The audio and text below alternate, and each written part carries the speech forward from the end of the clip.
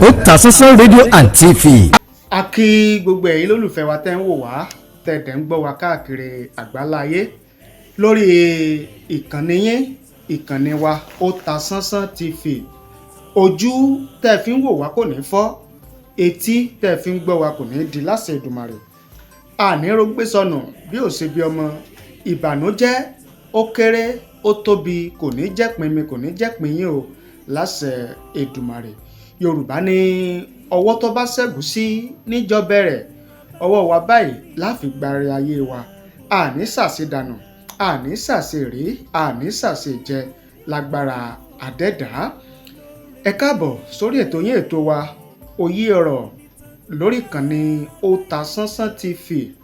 Lórí ètò tá a ti máa ń ṣe àtúpalẹ̀ àwọn ìṣẹ̀lẹ̀ tó ń ṣẹlẹ̀ nílẹ̀ Yorùbá, lórílẹ̀‐èdè Nàìjíríà, nílẹ̀ Áfíríkà àti káàkiri àgbáyé gẹ́gẹ́ bí ó bá ṣe jẹyọ nínú ìwé ìròyìn. Níbo la wá ń lọ? Kí la mú wá lórí ètò fún tèmi? Lára àwọn nǹkan tí a mẹ́nubà lórí ètò ó ní ọ̀rọ̀ ọkùnrin tí wọ́n ní ó nílé ìwé nílẹ̀ Ìbàdàn ṣùgbọ́n tí ó gbowó WAEC, owó ìdánwò WAEC lọ́wọ́ àwọn ọmọ iléèwé rẹ̀ pé òun ó bá wọn rẹ́gísítà WAEC níbì kan léyìí tí ìdánwò wọn yóò fi dáa, tẹ́sí ìdánwò wọn yóò fi dáa, ṣùgbọ́n tí ó padà ṣèjàmbá àwọn ọmọ yẹn. Ó gbowó lọ́wọ́ àwọn ọmọ, kò bá àwọn ọmọ iléèwé yẹn kò bá wọn ṣe registration lọ́dọ̀ WAEC. Ìgbà tó tó àsìkò ìdánwò táwọn ọmọ fẹ́ lọ ṣèdánwò, ó ní wọ́n dé iléèwé tí ó sọ ipò tí bá wọn ṣe registration ní iléèwé yẹn wá orúkọ wọn tì. Àwọn èèyàn wá ń bi wá wípé ṣé wọ́n ti rí ọ̀gá iléèwé yẹn mú, sọ́wọ́ ìjọba ti tó wọn. Bá a ṣe ń sọ̀rọ̀ yìí àti ìgbọ́ nǹkan kan míì nípa rẹ̀ ju eléyìí tí a gbọ́ gbẹ̀yìn ní wípé ọkùnrin ọ̀gá iléèwé yẹn ó ti na pápá bora, ó ti sá lọ, wọn àti ìrímú di bá a ṣe ń sọ̀rọ̀ yìí. Bákan náà a sọ̀rọ̀ nípa ọ̀rọ̀ aáwọ̀ àárín Chief Imam ìlú Ògbómọ̀ṣọ́ àti kábíyèsí Ṣọ̀ún ti ìlú Ògbómọ̀ṣọ́ ọba Ghandi Ọláoyè. Kí ni tuntun tó súyọ? Kí ni a gbọ́ lórí ọ̀rọ̀ gbọ́nmi sí omi òtó tó wà láàrin Chief Imam ìlú Ògbómọ̀ṣọ́, Chief Imam Ayílára àti kábíyèsí Ṣọ̀ún tìlú Ògbómọ̀ṣọ́ ọba Ghandi Àfọlábí Láòyè. A mẹ́nubà ohun tá a gbọ́, ohun tá a tún rí, a mẹ́nubà lórí ètò yìí náà ní lágbára Ọlọ́run láṣẹ Èdùmàrè. Bákan náà a mẹ́nubà ọ̀rọ̀ Emir ti ìlú Kano, eléyìí tí ilé ìgbìmọ̀ asòfin ìpínlẹ̀ Kano tí wọ́n ní kí Aminu Bayero pé kókó lórí ìtẹ́ gẹ́gẹ́ bí Emir kẹẹ̀ẹ́dógún ti ìlú Ògbómọ̀ṣọ́, tí wọ́n sì kéde orúkọ Sanusi Lamido gẹ́gẹ́ bí Emir ti ìlú Kano tí òfin fọwọ́ sí nípínlẹ̀ Kano. Tuntun ti ṣẹlẹ̀. Kí ni tuntun tó súyọ lórí ọ̀rọ̀ Emir àti ìlú Kano? A mẹ́nubà ń tó ṣẹlẹ̀ lọ́jọ́ Ẹtì Friday ọjọ́ kẹrìndínlógún oṣù karùn-ún ọdún 2024. Kí ló súyọ? Kí ló wáyé lórí ọ̀rọ̀ Emir àti ìlú Kano? A mẹ́nubà lórí ètò yìí náà ni. Ṣùgbọ́n kí a tó wá tẹ̀síwájú, ká tó mú àtúpalẹ̀ ọ̀rọ̀ wá lórí àwọn kókó tí a ti mú wá fún yín, ẹ má gbàgbé láti bá ní subscribe sórí ìkànnì yìí kẹ́ ẹ sì tan notification bell ìyẹn aago rán mi létí kẹ́ ẹ lè mọ láǹfààní lóòrèkóòrè tá a bá ti mú tuntun wá fún yín lórí ìkànnì yìí. Bákan náà ẹ má bá ní share àwọn ètò tí à ń mú wá fún yín, ẹ má bá ní share rẹ̀ lórí àwọn social media platform yín, Facebook, Twitter, YouTube, WhatsApp, Instagram, TikTok, X, Snapchat àti àwọn social media platform yòókù kó lè mọ káàkiri àgbáláyé. Orúkọ tèmi ò yí padà, Tajudeen olówó òkè lórúkọ tèmi. Ìnàjò ẹkùn tí bọdẹ lẹ́rù ní gbogbo gbà, ẹ̀ṣọ́ kò yí ni mí, ìkòyí ẹ̀ṣọ́ nílé bàbá tó bí mi lọ́mọ. Ká tó tẹ̀síwájú ẹ jẹ́ ká mú ìkéde àti ìpolówó ọjà yìí wá fún yín. Tá a bá wá padà dé a wá tẹ̀síwájú, a tú pẹrẹpẹrẹ ọ̀rọ̀ lórí àwọn kókó tí a ti mú wá fún yín. Ẹ mọ́ tì lọ, à ń padà bọ̀. Ó ta social media àtúntìdé o. Níbikíbi nígbàkúgbà iṣẹ́ wa o. Ó kárí ẹyẹ. Ó ta social media. Ilé-iṣẹ́ tí Èdùmàrè gbé kalẹ̀ fún gbogbo ẹni ó fẹ́ ṣe ayẹyẹ bíi wedding, birthday, funeral, coronation, anniversary, concert, product launch àti bẹ́ẹ̀ bẹ́ẹ̀ lọ. Àwọn irinṣẹ́ wa kọjá bẹ́ẹ̀. Professional camera wa mú sánsán. Lightning wa mọ́lẹ̀ kedere. Sound wa já tòròtò. Drone camera wa wúni lórí. Editing wa ò lẹ́gbẹ́. Finishing wa kọjá bẹ́ẹ̀. Bẹ́ẹ̀ làwọn òṣìṣẹ́ wa kọ́ṣẹ́mọṣẹ́ pẹ̀lú ìrírí bá a ṣe gbé kámẹ́rà ya áńgù lóríṣiríṣi. Kódà bẹ́ẹ̀ fẹ́ ṣe documentary ẹ pè wá kábàáyé gbé kalẹ̀ lára ọ̀tọ̀. Pẹ̀lú owó tí ò gún pa. Àtúnbáni ṣe MC lóde ayẹyẹ gbogbo. Ẹ pè wá sójú òpó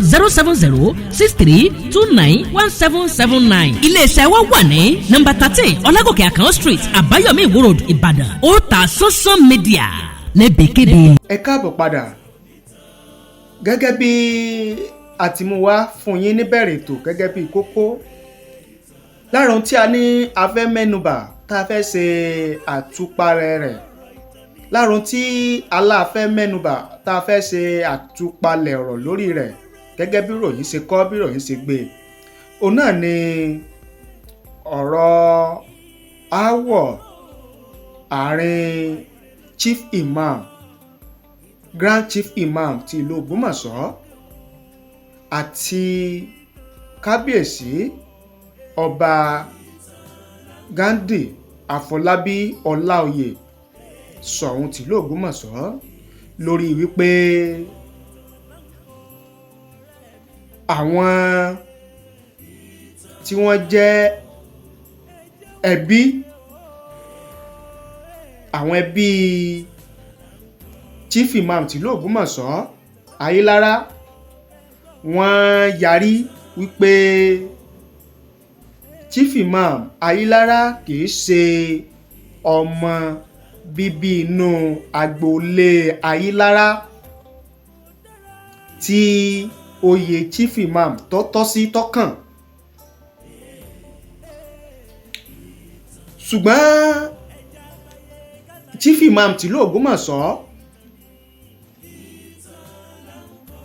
ó wá nígbàgbọ́ bẹ́mi ṣe rí ìdí ẹ̀ wípé ọba Ṣọ̀ún tìlú Ògbómọ̀ṣọ́ ló wà nídìí ọ̀rọ̀ yẹn. Ó wá bẹ̀rẹ̀ sí rán ọ̀rọ̀ ọba Ṣọ̀ún tìlú Ògbómọ̀ṣọ́, ó bẹ̀rẹ̀ sí rán mọ́nu. Ó gbà kan rí. Ṣùgbọ́n ọba Ṣọ̀ún Ògbómọ̀ṣọ́ àwọn dúró wípé àwọn ọba Chief Imam Ayélára fa wàhálà páwọn ọba lọ́rọ̀ papọ̀ wípé àwọn ẹbí rẹ̀ lágboolé wọn, lágboolé Ayélára pé ni wọ́n jọ ní aáwọ̀, wọ́n jọ lọ́rọ̀ wípé àwọn ni wọ́n ní Chief Imam Ayélára kìí ṣe ọmọ bíbí agboolé Ayélára, léyìí tó jẹ́ pé agboolé tí oyè Chief Imam tó tọ́ sí lásìkò tá a wà yìí. Ibẹ̀ wá ní ọba Aláoyè ìyẹn Ṣọ̀ún Ògbómọ̀ṣọ́ ti ní tó bá rí bẹ́ẹ̀ o kí Chief Imam Ayélára kó lọ sí agboolé wọn kí wọ́n lọ yanjú ọ̀rọ̀, kí wọ́n lọ sí kíni o, kí wọ́n lọ yanjú ọ̀rọ̀ láàrin ara wọn.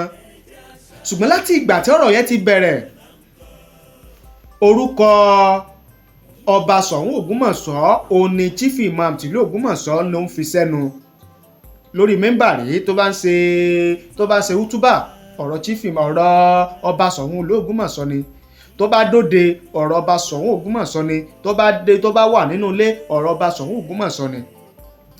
tuntun tó wá súyọ ń bẹ̀ ni wípé àwọn ìdílé tó ń jọba nílùú Ògbómọ̀ṣọ́, ìdílé 5 tó ń jọba nílùú Ògbómọ̀ṣọ́, wọ́n ti wá dìde, wọ́n ti sọ̀rọ̀, wọ́n ti fi ọ̀rọ̀ kìlọ̀, wọ́n ti fi ránṣẹ́ sí chief imam tìlú Ògbómọ̀ṣọ́ ìyẹn Ayílára wípé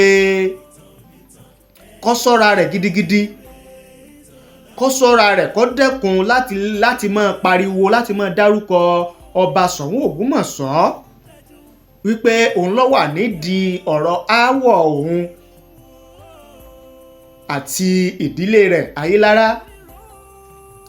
Àwọn ìdílé 5 tó ń jọba, agboolé 5 tó ń jọba nílùú Ògbómọ̀ṣọ́ yìí, wọ́n wá ní ọba tàwọn o tí ṣe Ṣọ̀ún Ògbómọ̀ṣọ́, ọba Ghandi Afọlábí Ọláoyè, kì í ṣe ọba tẹ́nìkan lè máa rí fín, kì í ṣe ọba tí ẹnìkan lè máa wẹnu sí, torí pé ọba tí ó níyì, tó lọ́lá, tó lẹ́yẹ, táwọn bọ̀wọ̀ fún wípé ni ọba Ghandi Afọlábí Ọláoyè Ṣọ̀ún tìlú Ògbómọ̀ṣọ́, débi wípé ẹnìkan yóò wá máa wẹnu sí ọba àwọn. Wọ́n ní àti wípé ó yẹ kí chief imam tìlú Ògbómọ̀ṣọ́, chief imam Ayílára, wípé ó yẹ kó mọ̀ wípé ipò ìmáàmù tìlú Ògbómọ̀ṣọ́, wípé ipò tí ó jẹ́ ti ìdílé tó jẹ́ pé ọba ìlú Ògbómọ̀ṣọ́ lágbára lórí rẹ̀ ni.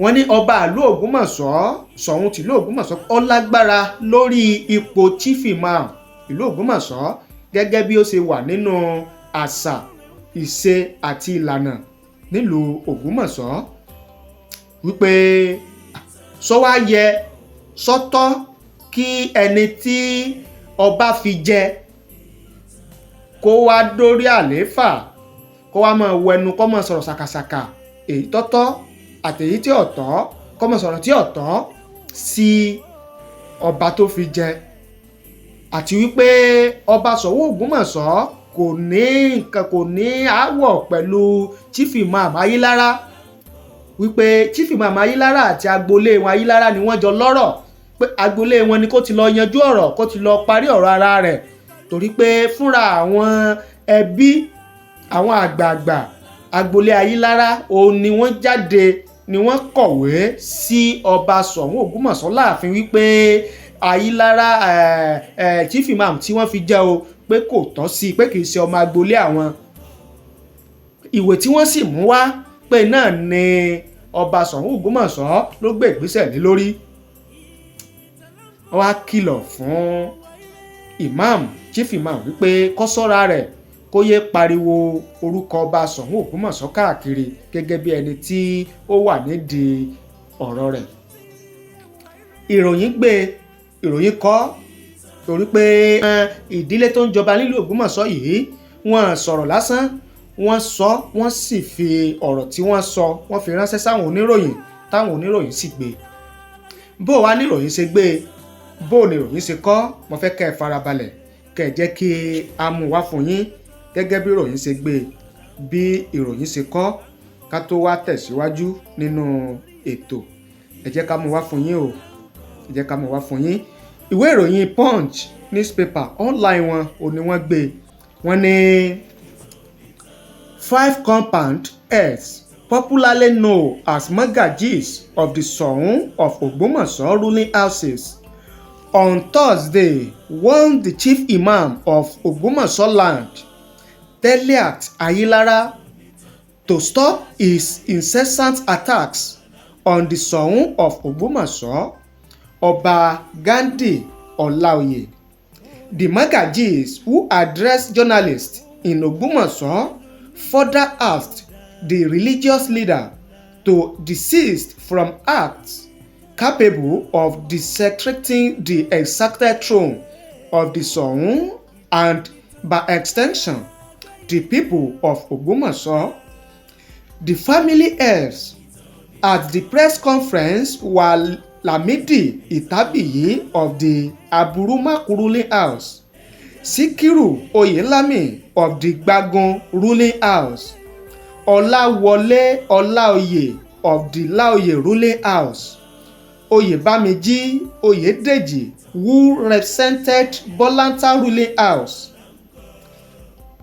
and Ilufoye Olayode of the Odun Aro ruling house. The repeal of the 2019 law ruling house. The Punch report that the Ayilara family had alleged that the chief imam was not a bona fide member of the family. The development prompted the monarch to set up panel to look into the allegation, with the recommendation that the religious leader should step aside to allow for consultation with the family. Following the monarch's intervention, the embattled chief imam resorted to the denigration of Oba Olaoye and would not spare him from abuses, warning the religious leader against such an act. The Magajis said, and I quote, "Ayilara's insults against the Kabiyesi are infuriating. We condemn and denounce his impudence and actions. He is one to stop talking about the Soun. He should sort out his problem with his family, as it has nothing to do with our rival Kabiyesi. He should never mention Soun's name in the imbroglio again, because his utterances are distracting and create disaffection. Moreover, all the recent appointments he made are null and void, because he never obtained the approval of the Soun by custom and tradition. They restated that as family heirs, they would not accept such sacrilege from anyone in Ogbomoso land. For him to have taken Soun to court is sacrilegious. How can you sue someone who installed you? Soun's soul has nothing to do with whether you are a Christian or Muslims. It is an institution that transcends such absurdity. We reaffirm the Ogbomoso Central Mosque is the property of the Soun. It belongs to the king. We reiterate the Soun ruling houses express disapproval of the impudent acts of the chief imam, which is a defilement of the sanctity of the throne of our forefathers. However, we are constricted by the court cases and we await their verdicts. In the interim, we refuse to be distracted or be drawn into the shenanigans of the imam and his cohorts. We restate we will not take much from him again. Gẹ́gẹ́ bí ọ̀rọ̀ tí àwọn ìdílé márùn-ún tó ń jọba nílùú Ògbómọ̀ṣọ́ gẹ́gẹ́ bí wọ́n ṣe fi síta fáwọn oníròyìn, òun náà lẹ ti gbọ́ tí a ti mú wá fún yín yẹn. Ṣùgbọ́n nínú eléyìí tí a kà tá a mú wá fún yín yẹn gẹ́gẹ́ bí ìròyìn ṣe kọ, ohun tó jẹyọ nínú rẹ̀ ó ní wípé wọ́n ní ọ̀rọ̀ yìí gan ti wà nílé ẹjọ́, pé n tó yẹ kí ó ṣẹlẹ̀ báyìí ni pé kí chief imam kó dúró de ìdájọ́ ilé ẹjọ́, torí pé ìdájọ́ ilé ẹjọ́ gan náà ni ọba Soun Ògbómọ̀ṣọ́ òun ni wọ́n ń dúró dè. lórí wípé bóyá lótìtọ́ àti lódodo òun ni ipò chief imam ìlú Ògbómọ̀ṣọ́ ló tọ́ sí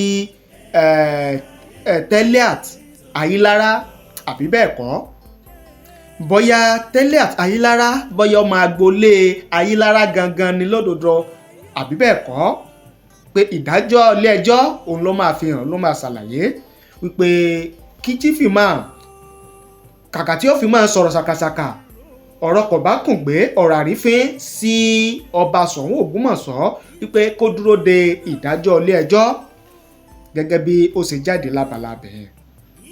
ṣùgbọ́n ẹ̀yin ọ̀jọ̀gbọ́n tẹ̀ ń wò wá tẹ̀ ń gbọ́ wa, kí ni èrò tiyín, ìwòye tiyín lórí ọ̀rọ̀ ìlú Ògbómọ̀ṣọ́ yìí gan-an?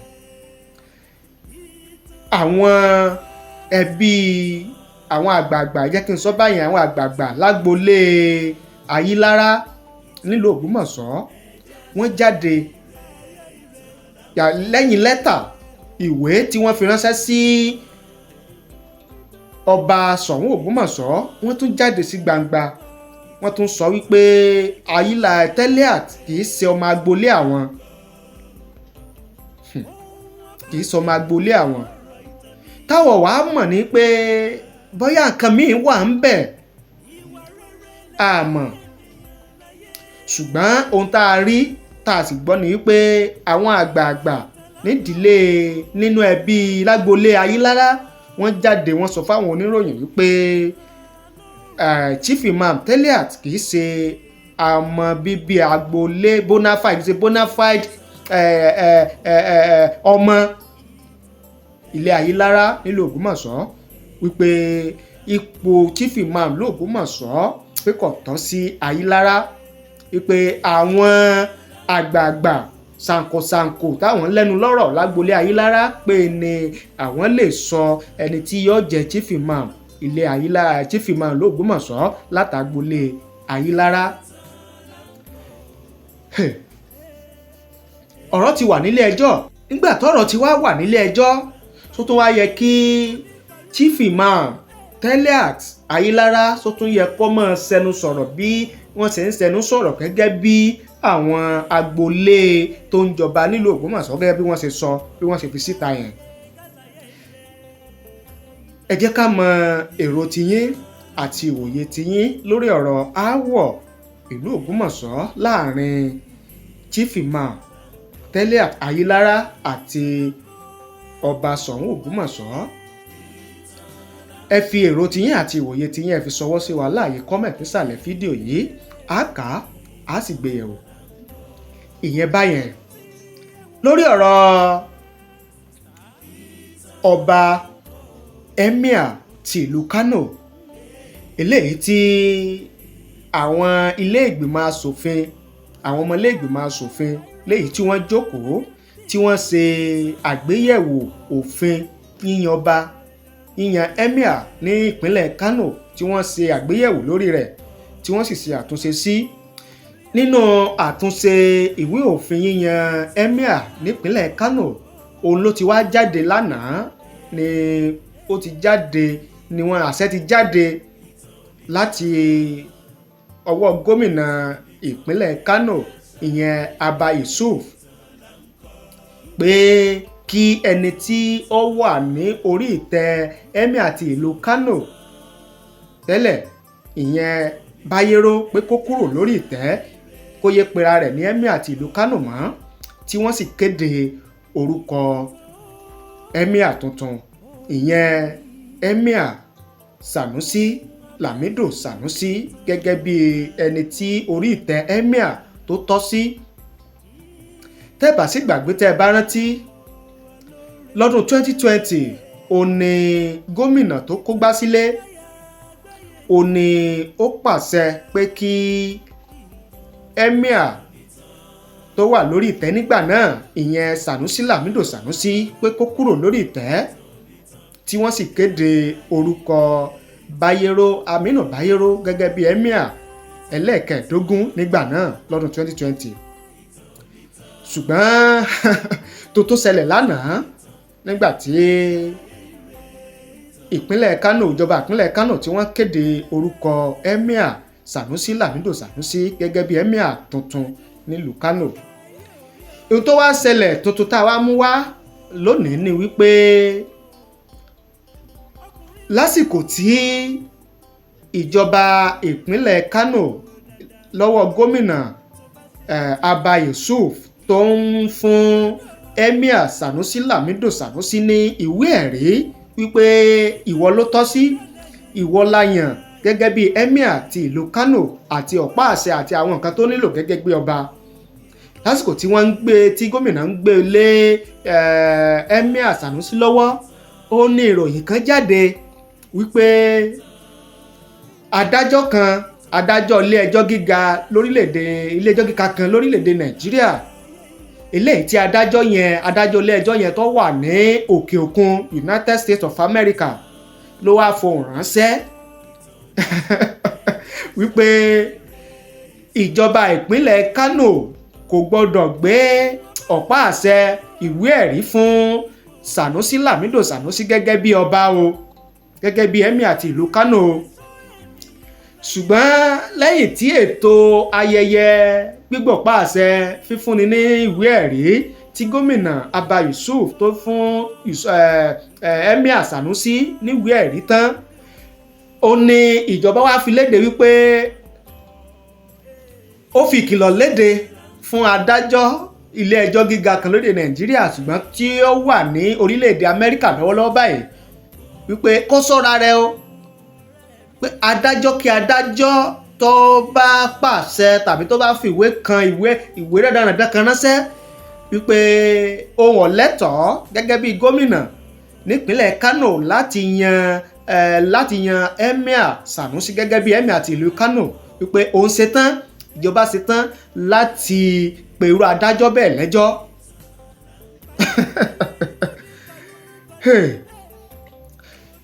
Ṣe rí i pé ọ̀rọ̀ àjọba kìí ṣe aáwọ̀ àjọba tó máa ń súyọ lórí àjọba kìí ṣe ọ̀rọ̀ ilẹ̀ Yorùbá nìkan.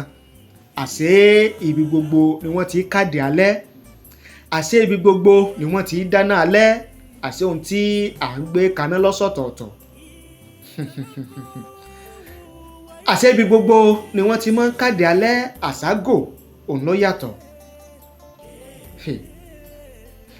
Ohun tó ń ṣẹlẹ̀ ní ìpínlẹ̀ Kano yìí kò ṣẹ̀ṣẹ̀ máa ń ṣẹlẹ̀ káàkiri ilẹ̀ Yorùbá náà tá a bá ní parọ́ fúnra wa. Tí gómìnà tó wà níjọba tí yóò fún ọba kan ní ìwé ẹ̀rí àti ọ̀pá àṣẹ pé yọ́yá ìwọ lọ́ba agbègbè kan, ìwọ lọ́ba ìlú kan, tí ìjọba yẹn wàá yí padà tí gómìnà míì ó dé nínú ẹgbẹ́ míì tí ó tún wá tóun ó tún pàṣẹ tóun ó tún lágbára tí àyíká ọ̀yá ìwọ ọba tí gómìnà lágbájá tọ́yàn bọ́ sí ọ̀yá kò ń bẹ̀, ìwọ kọ́ ló tọ́ sí, tí yóò wá fi irú gómìnà míì tí yóò tún wá fi ọba míì jẹ. Ó ń ṣẹlẹ̀ káàkiri nílẹ̀ Yorùbá, àṣé kìí ṣe ilẹ̀ Yorùbá nìkan. Irú ẹ̀ náà ní tó ń ṣẹlẹ̀ yìí ní ìpínlẹ̀ Kano. Èmi lè pe ọ̀rọ̀ aáwọ̀ Emir àti ìlú Kano lọ́wọ́lọ́wọ́ tó ń ṣẹlẹ̀ yìí gẹ́gẹ́ bí drama sísìn fíìmù tí ò lè tán, torí pé bá a ṣe ń pa kan ó ti dọ̀rọ̀ ìgbìnrin ọ̀tẹ̀, bá a ṣe ń pa kan nìmí ń rú. Àbẹ́ẹ̀rí nǹkan. Ṣùgbọ́n lẹ́yìn tí gómìnà Abba Yusuf gómìnà ìpínlẹ̀ Kano tó gbé ọ̀pá àṣẹ àti ìwé ẹ̀rí fún Emir àti ìlú Kano, Emir Sanusi Lamido Sanusi ó sọ̀rọ̀. Kí lọ̀rọ̀ tó sọ gẹ́gẹ́ bí Emir tuntun nílùú Kano? Ẹ jẹ́ ká mú wá fún yín kẹ́ ẹ gbọ́ gẹ́gẹ́ bí ìwé ìròyìn Punch gẹ́gẹ́ bí wọ́n ṣe kọ bí wọ́n ṣe gbé. Ẹ jẹ́ ká mú wá fún yín lédè free fitting gẹ́gẹ́ bẹ́ẹ̀ ṣe mọ̀ wípé èdè méjèèjì òun náà ni a máa ń ṣe àmúlò rẹ̀ lórí ètò wa Òye Ọ̀rọ̀. A ṣe àtúpalẹ̀ ọ̀rọ̀ lédè Gẹ̀ẹ́sì bó bá ṣe jáde nínú ìròyìn tí a wàá mú wá fún yín gan gẹ́gẹ́ bí ìròyìn ṣe gbé, gẹ́gẹ́ bí ìròyìn ṣe kọ. ẹ jẹ́ ká mú wá fún yín gẹ́gẹ́ bí a ṣe ṣe àtúpalẹ̀ rẹ̀ ká tó wá mú wá gẹ́gẹ́ bí a ṣe ṣe àtúpalẹ̀ rẹ̀ ká wá mú wá fún yín bí ìwé ìròyìn ṣe gbé bí ìwé ìròyìn ṣe kọ. Ìwé ìròyìn Punch òní wọ́n gbé òní wọ́n kọ. Wọ́n ní the 16th Emir of Kano Muhammadu Sanusi Kejì 2 on Friday attributed his reinstatement on the throne to the intervention and will of God. The Emir had received his letter of appointment from the Kano State Governor Abba Yusuf at the government house in Kano. Sanusi was dethroned in 2020 after a fallout with the former governor Abdullahi Ganduje. While delivering his appreciation speech, the Emir said the Arabians used to say in everything that we are going to witness, there is a lesson that shows us that God is there. Whatever is happening to an individual is preordained by Allah, and to those who are sensible enough, it is a lesson. God is one, and whatever he does, nobody can change, and what he does not do, nobody can. Time will not permit for long talks. Whatever we say, we have said it when we are living. We made it clear that God has preordained time and cause for everything and everyone. He gave leadership to whom he wanted and at the time he wanted. He wanted and at the time he wanted. When he gives, no one can take it away, and when he takes away, nobody can take it back. Sanusi recalled that in 2014, he was appointed by former governor Rabi Kwankwaso as the emir, and now 10 years after, I am here again receiving the reappointment letter by Governor Abba Kabir Yusuf. My governor and our assembly members, you will not understand the gravity of what you did for the history of Kano and the country at large. Among Kano emirs, it started from Bagauda over 1,000 years ago. In this year, it was us that we had Emir Muhammadu Kuguna, who was overthrown, and he came back after some days. This showed that in 1,000 years, there has been no case like what happened now. In the northern parts of this country, we have seen it in different states, how politicians balkanized Emirates with a state with one emir becoming 20, some 19. In states of northern Nigeria, there are local governments with 2 or 3 first-class emirs, all because the system has been destroyed. These things has been brought to Kano. Had it been, it was allowed. One day, we will wake up with Emir of Ogbomoso, Bishi, Fagi, and 44 emirs. So, what the government and the assembly did is a rescue mission. While presenting the appointment letter to Sanusi, the governor said, and I quote, "By the powers conferred on me by the Kano Emirate Council, Law of 1984 and 2024, and supported by the recommendation of kingmakers, I have the singular pleasure of confirming the reappointment of Muhammadu Sanusi II as the Emir of Kanu and the leader of the Kano Emirate Council.